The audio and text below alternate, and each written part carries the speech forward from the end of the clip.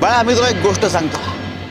एक माणूस होता, त्याचे 3 मित्र होते आणि त्या माणसाच्या मृत्यूच्या अखेरच्या समयी ते 3ही मित्र त्याला भेटायला आले.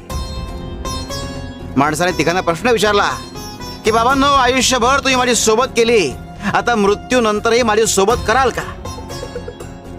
त्यावर पहिला मित्र म्हणाला की आयुष्यभर मी तुझी सोबत केली, मात्र आता माझा नाईलाज आहे. दुसरा मित्र म्हणाला की मी तुझी सोबत तुझे अंत्यविधी पूर्ण होईपर्यंत करू शकतो.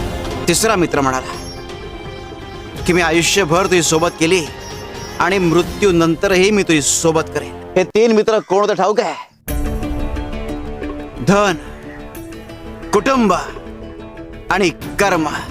धन तोवर तुमची सोबत करतं जोवर तुम्ही जिवंत असता. कुटुंब तोवर तुमची सोबत करतं जोवर तुमचे अंत्यविधी पूर्ण होत नाही. मात्र कर्म हे मृत्यूनंतर कायम तुमच्या सोबत असतं. आणि इतकंच काय, तर तुमचा पुढचा जन्म हे तुमच्या कर्मांवर अवलंबून असतो. तेव्हा कायम चांगली कर्म करा आणि स्वप्न अशी पहा ज्यात स्वतःच्या आधी इतरांचा विचार सामावलेला असेल. शिवशंकर शंभा.